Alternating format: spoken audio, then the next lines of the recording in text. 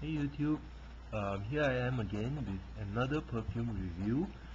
Tonight I'm going to review the House of Guerlain yet again, and this is their seminal fragrance called Jicky. Right here I have Harby the Fat container of their eau de toilette, Jicky eau de toilette, the only concentration I own at present. This is actually a seminal fragrance in modern perfumery. It's actually the first modern perfume. Before Jicky, women actually only wore floral waters, right? Like rose water or solid, what they call soliflores. Only one note in the fragrance, and the fragrance wasn't particularly strong.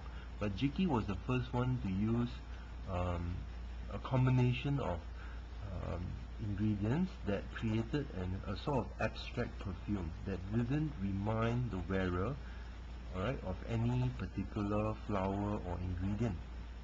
It was created in 1889, so it was very early fragrance, and it is a very difficult fragrance to like, because it has a little bit of a dirty, unwashed kind of edge to it, right? Thanks to the civet notes in this fragrance, right? Or I believe it is something based on musk, right? Synthetic musk. At the time of its conception, right, the perfumer wanted to combine herbs, right? The smell of herbs with synthetic ingredients that they had just discovered at the time, which was new at the time, right? Things like vanillin, linalool, and such, right? Now, of course, over the years and centuries, Jicky has been reformulated during this time, right? But it seems to have this common thread of a little bit of unwashed kind of diaperish kind of quality to it, right? It still retains that. Now my canister is from, I believe, is 2003. Okay, it still has that common thread with the original Jicky, which actually mixed Provençal herbs with synthetic ingredients, as well as some flowers, as well as civet and leather notes thrown in, right? The current formulation, I believe, is includes lemon, alright, bergamot, rosewood, and mandarin at the top, right? The opening of this eau de toilette is very, very bright, mainly because of the bergamot, right? It even induces tears in some people, but for me, I just find it very it gives me a buzz, right? The opening gives me a buzz because it is lemony and bright at the same time, citrusy, I might add, right? Then you quickly get a little bit of hint of civet, right? It's a little bit like baby diapers, the smell of baby diapers. A little bit reminiscent of human or even cow poo, right? So that is the note that I think a lot of people are not particularly fond of in a fragrance, right?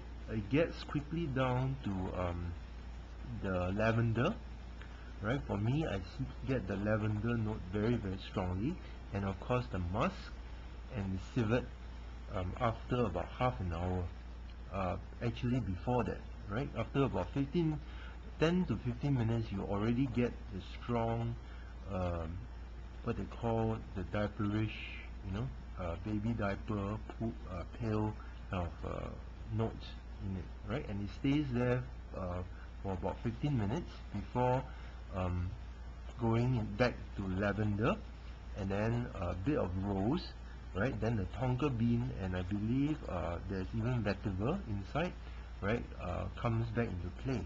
So it evolves a little bit. It's a very complex kind of fragrance, and there are also leather notes and amber notes and a little bit of benzoin, and there used to be coumarin, right, which has the smell of hay in the original formulation, but I believe that due to health concerns they have taken replaced it with synthetic coumarin, or maybe even benzoin and incense, right? So this is a very interesting fragrance, and after I spritzed it and I sniffed it from the spray head, it actually has the very strong baby poo notes, right? So this is not a fragrance for everybody, but I heard that several famous people, personalities actually loved using this fragrance, and one was Sean Connery,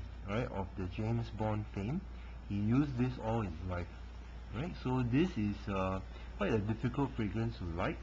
I like it a lot because of the EDT concentration, because it is very bright at the top, right? And after half an hour to 40 minutes, it fades to something like lavender soap, right? It's a little bit soapy towards the end, and I can't really discern things like leather and amber and tonka, maybe because the modern formulation isn't that heavy or concentrated in those ingredients, right? So I recommend that you try this because it is such a groundbreaking creation, right? It's such a revolutionary and historical piece of art, right? But I don't recommend that you buy as much as I did, just in case you don't like it.